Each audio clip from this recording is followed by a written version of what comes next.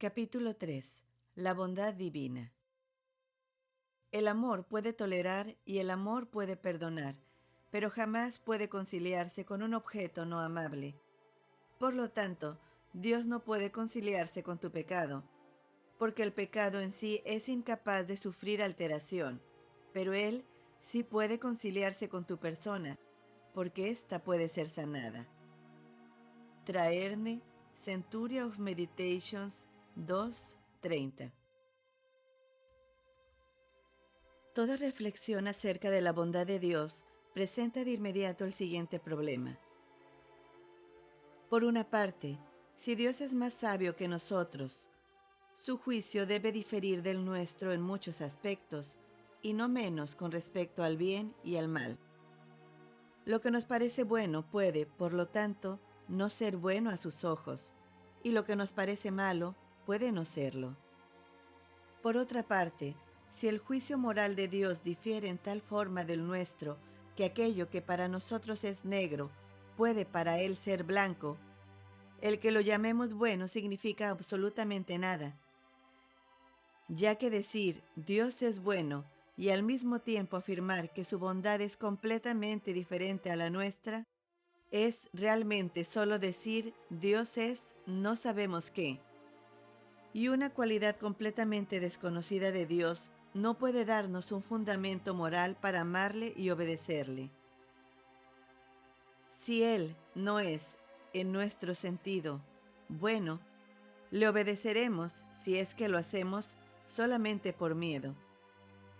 Y deberíamos estar igualmente dispuestos a obedecer a un espíritu malévolo omnipotente. La doctrina de la depravación total. Cuando se llega a la conclusión que, ya que somos completamente depravados, nuestra idea del bien vale simplemente nada. Puede convertir el cristianismo en una forma de culto al demonio.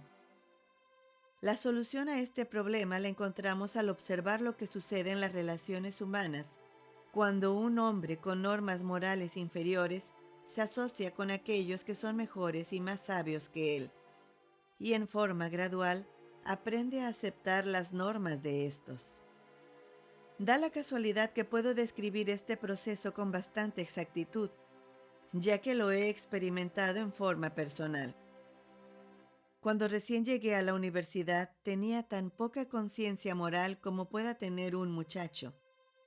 Una leve aversión a la crueldad y a la tacañería era el máximo al cual podía llegar. De la castidad, la veracidad y el sacrificio personal, pensaba tanto como pueda pensar un mandril acerca de la música clásica. Por misericordia de Dios, caí en un grupo de jóvenes, dicho sea de paso, ninguno de ellos cristiano, que me eran suficientemente afines en lo intelectual e imaginativo como para establecer una amistad inmediata, pero que conocían la ley moral y trataban de obedecerla. Por lo tanto, su opinión respecto al bien y al mal era muy diferente a la mía. Ahora bien, lo que sucede en esos casos, en nada se parece que a uno le pidan que considere blanco lo que hasta ese momento ha llamado negro. Los nuevos criterios morales nunca pasan a la mente como simples inversiones de criterios previos, aunque sí los invierten, sino como señores a los que ciertamente se espera. A uno no le cabe duda hacia dónde se encamina. Estos criterios se parecen al bien mucho más que la pizca de bien que uno ya poseía. Pero, en cierto modo, son una prolongación de este. La gran prueba a que nos vemos sometidos es que el reconocimiento de los nuevos criterios va acompañado de un sentimiento de vergüenza y de culpa. Uno está consciente de haberse tropezado con un grupo para el cual no está preparado. Es a la luz de tales experiencias que debemos considerar la bondad de Dios. Sin lugar a dudas, su idea de bondad difiere de la nuestra, pero no debemos temer que, a medida que uno se aproxime a ella, se nos pida que invirtamos nuestros criterios morales. Cuando uno se da cuenta de la diferencia significativa que existe entre la ética divina y la propia, no tiene la menor duda de que el cambio que se le pide va en dirección a lo que uno ya denomina mejor. La bondad divina difiere de la nuestra, pero no es solamente diferente. Difiere, no como el blanco del negro, sino tal como un círculo perfecto difiere del primer intento de un niño por dibujar una rueda. Pero una vez que el niño ha aprendido a dibujar, sabe que el círculo que ahora hace es lo que intentaba hacer desde un principio. Esta doctrina se da por supuesta en la Sagrada Escritura. Cristo llama a los hombres a arrepentirse, un llamado que no tendría significado alguno si el criterio de Dios fuera simplemente diferente de aquel que los hombres ya conocían y eran incapaces de practicar. Dios apela a nuestro propio criterio moral. ¿Cómo, por lo que pasa en vosotros mismos, no discernís lo que es justo? En el Antiguo Testamento, Dios reprende a los hombres basándose en el concepto que ellos tenían de gratitud, fidelidad y justicia, y se coloca a sí mismo ante el tribunal, por así decirlo, de sus propias criaturas al decirles: ¿qué tacha hallaron en mí vuestros padres cuando se alejaron de mí? Espero que después de esta introducción se podrá sugerir, sin temor a equivocarse, que algunas de las ideas acerca de la bondad divina que tienden a dominar nuestro pensamiento, aunque rara vez se expresen en tantas palabras, están abiertas a crítica. Hoy en día se entiende por bondad de Dios casi exclusivamente su cariño, y puede ser que estemos en lo cierto. Y dentro de este contexto, la mayoría de nosotros entiende el amor como benevolencia, como el deseo de ver a otros felices. No felices de esta u otra manera, sino simplemente felices.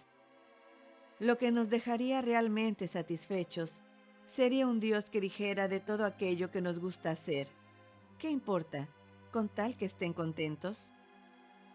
De hecho, deseamos no tanto un padre en los cielos, sino más bien un abuelito, una benevolencia senil a la que, como se dice, le guste ver a los jóvenes entretenerse, y cuyo plan para el universo consistiera simplemente en que, al final de cada día, pudiera decirse: todos la pasaron bien. Admito que no muchas personas formularían una teología precisamente en esos términos, pero en el fondo de muchas mentes existe una idea no muy diferente a esta. No pretendo ser una excepción. Me gustaría mucho vivir en un universo que estuviera gobernado en estos términos. Pero, dado que es suficientemente claro que no es así, y como, sin embargo, tengo motivos suficientes para creer que Dios es amor, llego a la conclusión que mi idea de amor debe ser corregida. Ciertamente podría haber aprendido, incluso de los poetas, que el amor es algo más severo y más espléndido que la mera benevolencia, que incluso el amor entre los dos sexos es, como se ve en Dante, un señor de aspecto terrible. En el amor hay bondad, pero amor y benevolencia no son términos equivalentes. Y el separar la benevolencia de los demás elementos del amor implica una cierta indiferencia fundamental hacia el objeto, incluso algo así como desprecio. La benevolencia está pronta a aceptar la remoción de su objeto. Todos hemos conocido a personas cuya benevolencia constantemente los lleva a matar animales para que no sufran. A la benevolencia en sí no le preocupa el que su objeto se vuelva bueno o malo, con tal que éste no sufra. Como señala la Sagrada Escritura, es a los bastardos a quienes no se corrige. Los hijos legítimos, aquellos que han de continuar la tradición familiar, reciben castigo. Solo para aquellas personas que no nos importan mayormente es que exigimos felicidad a cualquier precio. Con nuestros amigos, nuestros enamorados, nuestros niños, somos exigentes y preferiríamos verlos sufrir mucho que verlos felices de un modo despreciable y enajenado. Si Dios es amor, Él es, por definición, más que simple benevolencia. Y según nos consta, a pesar de habernos reprendido y condenado con frecuencia, jamás nos ha mirado con desprecio. Dios nos ha hecho el intolerable cumplido de amarnos en el sentido más profundo, más trágico y más inexorable. La relación que existe entre creador y criatura es, por supuesto, única, y no se la puede comparar con ninguna relación entre una criatura y otra. Dios está a la vez más distante y más cercano a nosotros que ningún otro ser. Está más distante porque la sola diferencia entre lo que es el ser en sí mismo y aquello a quien el ser le es comunicado hace que la diferencia que existe entre un arcángel y una lombriz sea una insignificancia. Dios hace, nosotros somos hechos. Él es original, nosotros derivados. Pero, mismo tiempo y por esto mismo, la intimidad que existe entre Dios y las criaturas, incluso la más insignificante de ellas, es mayor que cualquier relación que puedan llegar a tener las criaturas entre sí. Cada momento de nuestra vida es mantenido por Dios. Nuestro pequeño y milagroso poder de libre albedrío opera solamente en cuerpos que la continua energía de Dios mantiene en existencia. Nuestra capacidad de pensar en su poder comunicado a nosotros. Una relación tan única puede ser entendida solamente mediante analogías. A partir de los diversos tipos de amor conocidos entre las criaturas, podemos llegar a formarnos una idea, que aunque útil, es inadecuada, del amor de Dios por el hombre. La forma más inferior de amor, y que es amor solamente por una extensión de la palabra, es aquella que siente el artista por su creación. La relación de Dios con el hombre aparece representada de este modo en Jeremías, cuando habla del alfarero y la vasija de barro. O San Pedro, cuando se refiere a toda la iglesia como un edificio sobre el cual Dios trabaja, y a sus miembros como a las piedras de éste. La limitación de tal analogía es, por supuesto, que en el símbolo el sujeto no es sensible y por lo tanto, algunas cuestiones relativas a justicia y misericordia que surgen cuando las piedras son realmente vivas quedan sin representar. Pero, hasta donde cabe, es una analogía importante. Somos, no en forma metafórica, sino de modo muy real, una obra de arte divino, algo que Dios está realizando y, por lo tanto, algo con lo cual no estará satisfecho hasta que alcance una característica determinada. Nuevamente nos topamos con aquello que he llamado el intolerable cumplido. Puede ser que un artista no se tome mayor trabajo al hacer un bosquejo a la rápida para entretener a un niño. Puede que lo dé por terminado, a pesar de no estar exactamente como pretendía que fuera. Pero, con la gran obra de su vida, la obra que ama tan intensamente, aunque de manera diferente, como un hombre ama a una mujer o una madre a su hijo, se tomarán molestias interminables y, sin lugar a dudas, causaría molestias interminables a su cuadro si éste fuera sensible. Uno puede imaginarse a un cuadro sensible después que ha sido borrado, raspado y recomenzado por 10ª vez, deseando ser solo un pequeño bosquejo que se termine en un minuto.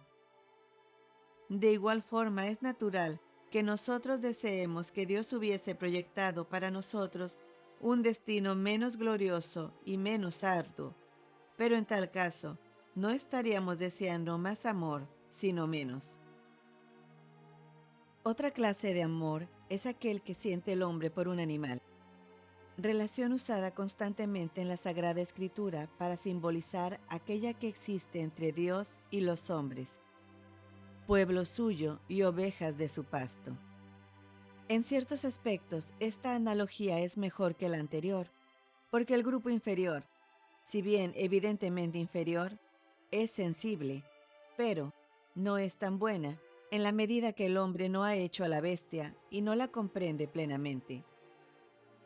El gran mérito de esta analogía reside en que la relación entre, por ejemplo, un hombre y un perro se efectúa básicamente por consideración al hombre. Este, básicamente, domestica al perro para amarlo y no para que éste le pueda amar. Para que el perro le sirva y no para servirlo a él. Sin embargo, los intereses del perro no son sacrificados en pro de los intereses del hombre. Una de las finalidades, que el hombre ame al perro, no puede lograrse plenamente a menos que el perro, a su modo, también lo ame. Y el perro tampoco puede servir al hombre a menos que éste, de manera diferente, también le sirva. Ahora bien, precisamente porque el perro es, según criterios humanos, una de las mejores criaturas irracionales y un objeto apropiado para ser amado por el hombre, amado, por supuesto, con el grado y tipo de amor adecuadas para tal objeto, y no con un tonto y exagerado antropomorfismo, este interfiere con su naturaleza y lo vuelve capaz de inspirarle su cariño. En su estado natural, el perro tiene olor y hábitos que le privan del amor del hombre. Este lo lava, lo domestica, le enseña a no robar, y de esta manera se le hace posible quererlo. Todo este procedimiento haría al cachorro, si éste fuera un teólogo, tener ciertas dudas acerca de la bondad del hombre. Pero el perro adulto y entrenado, de mayor tamaño, más sano y más longevo que un perro salvaje, admitido como por gracia a un mundo de afectos, lealtades y comodidades muy por sobre su destino animal, no tendría tales dudas. Debe tenerse en cuenta que el hombre, me refiero al hombre bueno, se toma todas estas molestias con el perro y le causa todos esos sufrimientos solamente porque éste se encuentra en un alto lugar dentro de la escala animal, porque está tan cerca de inspirar cariño que le vale la pena hacer que lo inspire del todo. El hombre no domestica a un gusano, ni baña a los sin pies. Podemos, por cierto, desear que tuviéramos tan poca importancia para Dios como para que nos dejara abandonados a nuestros impulsos naturales, que se desistiera de tratar de convertirnos en algo tan diferente a nuestro ser natural. Pero, una vez más, no estaríamos pidiendo más amor, sino menos. Una analogía más noble, ratificada por el contenido constante de las enseñanzas de nuestro Señor, es aquella entre el amor de Dios por el hombre y el de un padre por un hijo. Sin embargo, cada vez que se recurre a ella, es decir, cada vez que rezamos el Padre Nuestro, se debe recordar que el Salvador la usó en una época y lugar en que la autoridad paterna era muchísimo mayor de lo que ésta es en la Inglaterra moderna. Un padre semiavergonzado de haber traído a su hijo al mundo, temeroso de reprimirlo por miedo a crearle inhibiciones, o incluso temeroso de educarlo por miedo a interferir con su independencia mental, es un símbolo muy engañoso de la paternidad divina. No me refiero a si la autoridad de los padres, como se entendía en la antigüedad, era algo bueno o malo. Solamente me limito a explicar lo que el concepto de paternidad habría significado para aquellos primeros que oyeron a nuestro Señor y, por cierto, para sus sucesores durante muchos siglos. Esto es más evidente aún si se considera como ve nuestro Señor.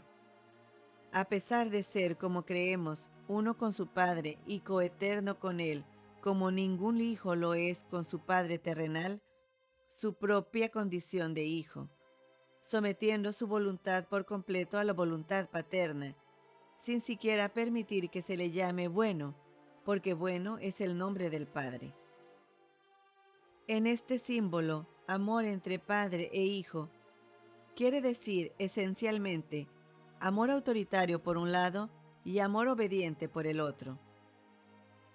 El Padre usa su autoridad para hacer del Hijo esa clase de ser humano que Él, con justa razón y desde su sabiduría mayor, quiere que éste sea. Incluso el que alguien hoy en día dijera, amo a mi hijo, pero no me importa qué tan sinvergüenza sea, con tal que lo pase bien, no tendría significado alguno. Por último, nos topamos con una analogía llena de peligros y de aplicación mucho más limitada, pero que, sin embargo, resulta por el momento ser la más útil para el propósito especial que nos hemos propuesto. Me refiero a la analogía entre el amor de Dios por el hombre y el de un hombre por una mujer. Esta se usa libremente en la Sagrada Escritura. Israel es una esposa desleal, pero su esposo celestial no puede olvidar aquellos días más dichosos. He recordado el afecto de tu juventud y el amor de tus despósanos. Tú me seguías en el desierto, en aquella tierra que no se siembra. Israel es la novia indigente, la niña extraviada a quien su enamorado encontró abandonada a la vera del camino y a quien cubrió, engalanó e hizo hermosa, y pese a todo esto, ella le traicionó.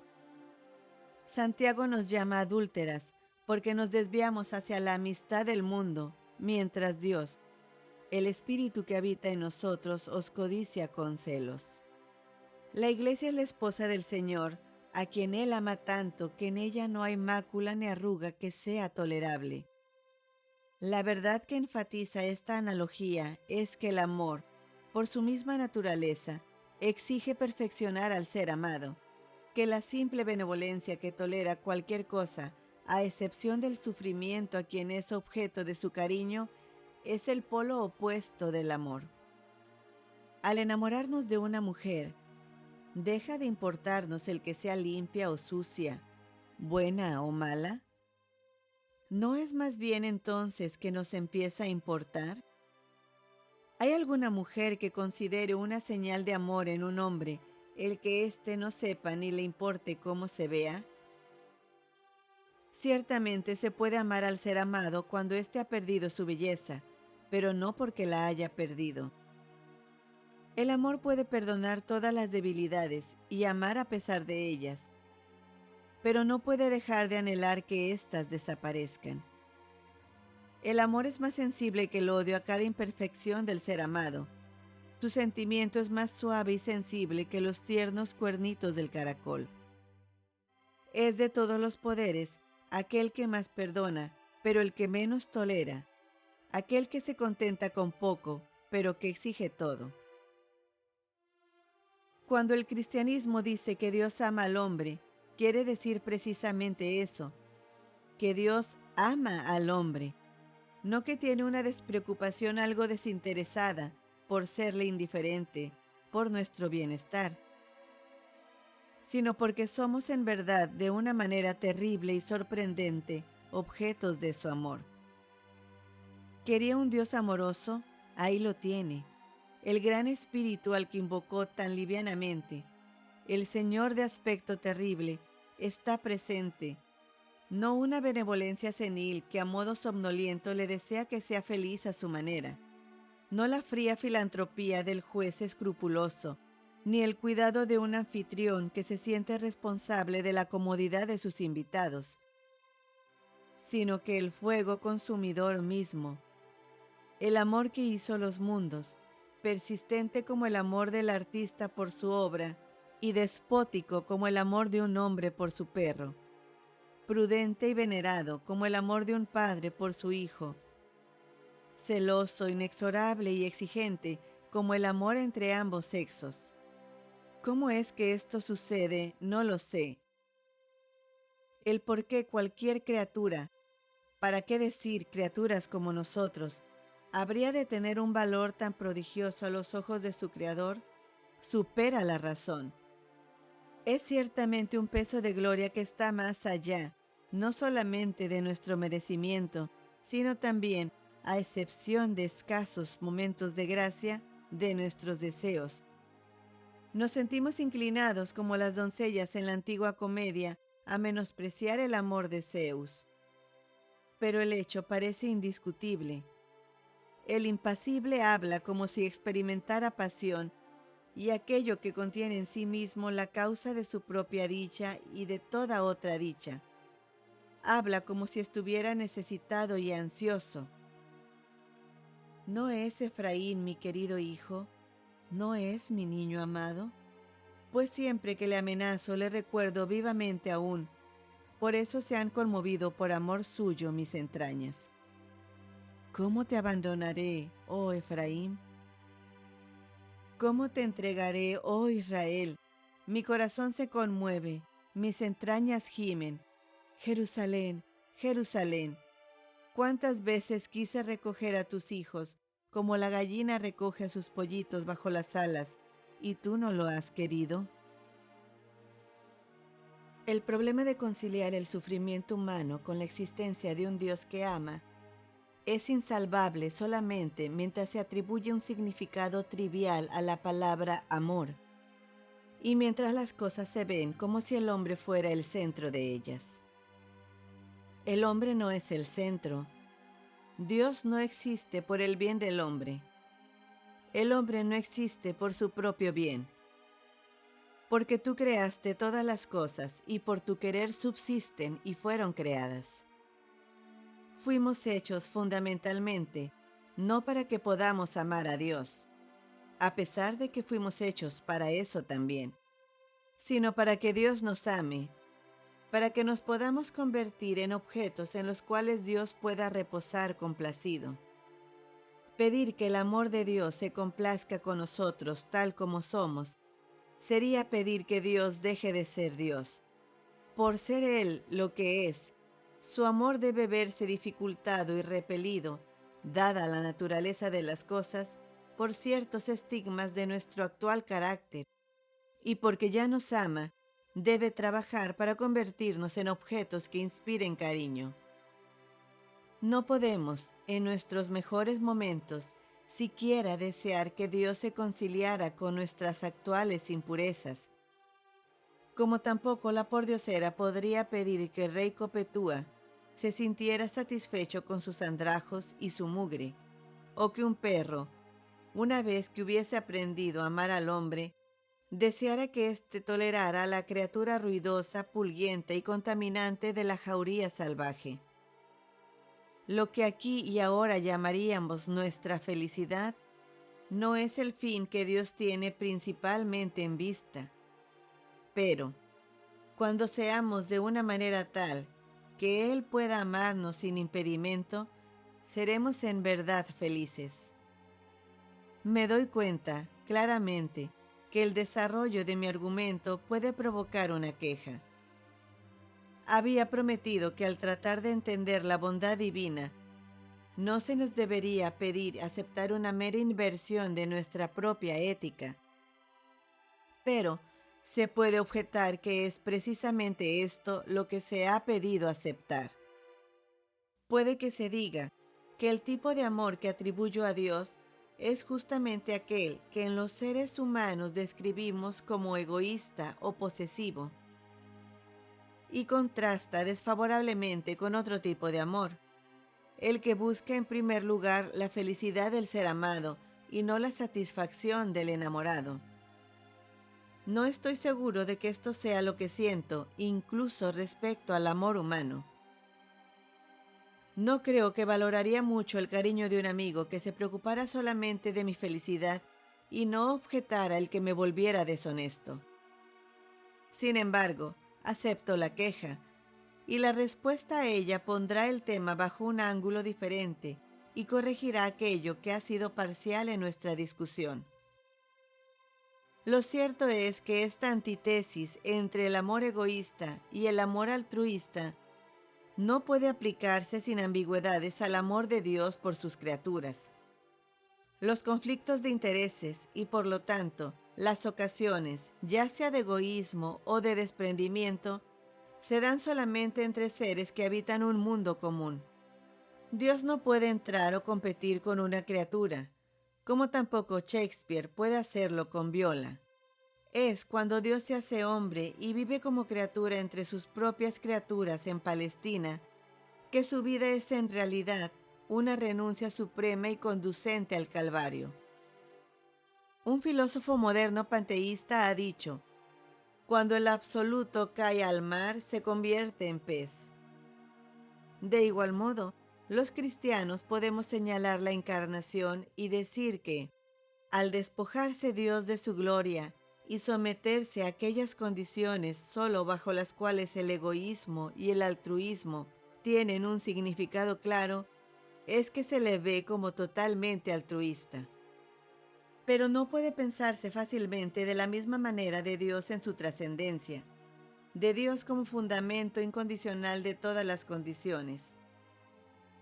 Al amor humano se le llama egoísta cuando busca satisfacer sus propias necesidades a expensas de las del ser amado, como cuando un padre mantiene a sus hijos en la casa porque no puede privarse de su compañía, aun cuando debieran, por el bien de ellos, ser lanzados al mundo.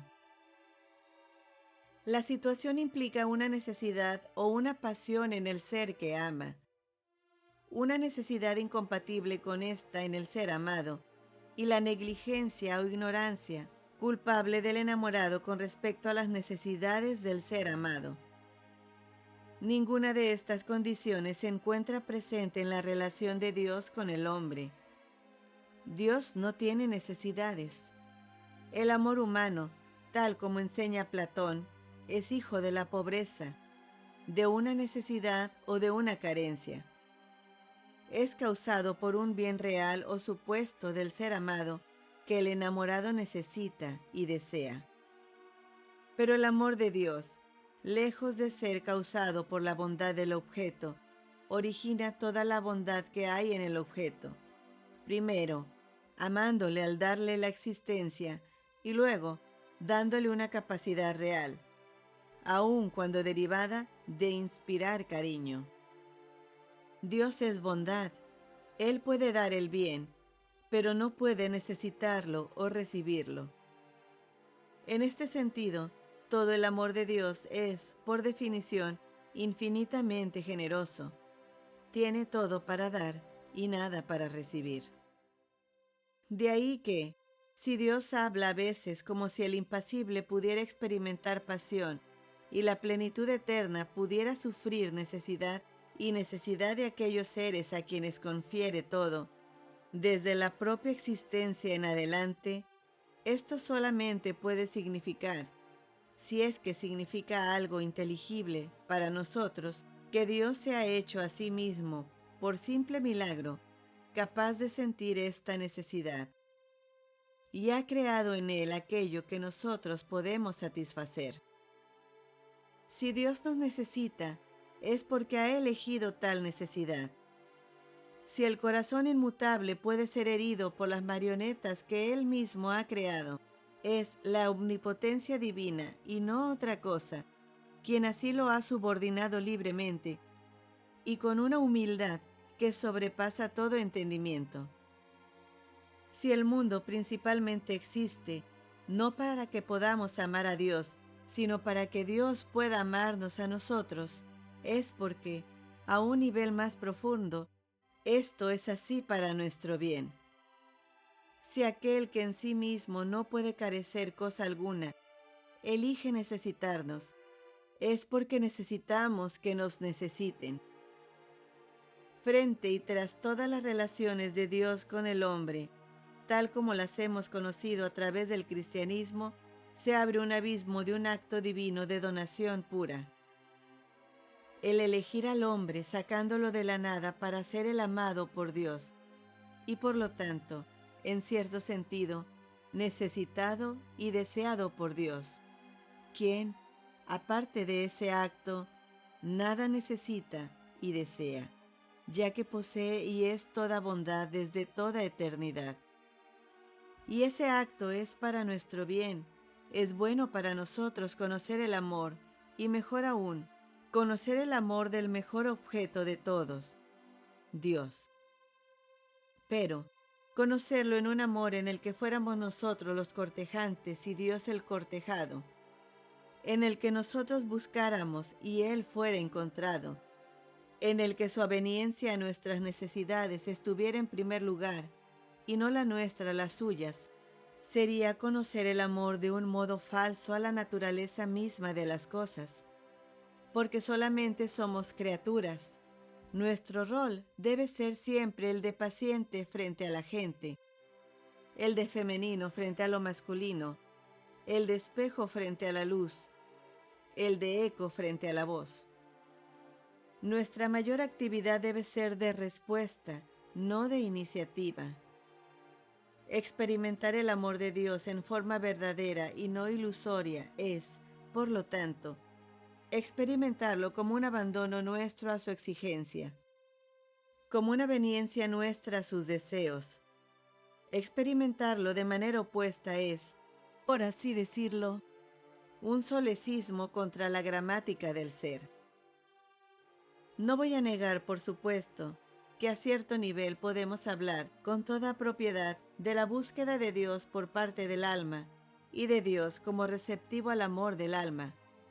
Pero, a la larga, la búsqueda de Dios por parte del alma solamente es un modo o un aspecto de la búsqueda del alma por parte de Dios, dado que todo procede de Él.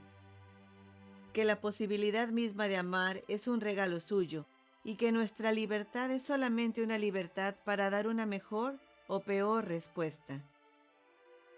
De ahí que piense que nada separa tanto el deísmo pagano del cristianismo como la doctrina de Aristóteles, al decir que Dios mueve el universo permaneciendo Él inmóvil como el amado mueve a un enamorado.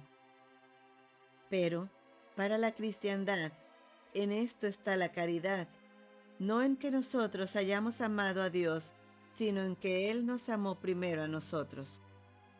La primera condición entonces de lo que entre los hombres se llama amor egoísta no se da en Dios. En Él no hay necesidades naturales, no hay pasiones que compitan con su deseo de bien para con el ser amado. O si en Él existe algo que debamos imaginar a la manera análoga de una pasión, de una necesidad, existe por su propia voluntad y para nuestro bien.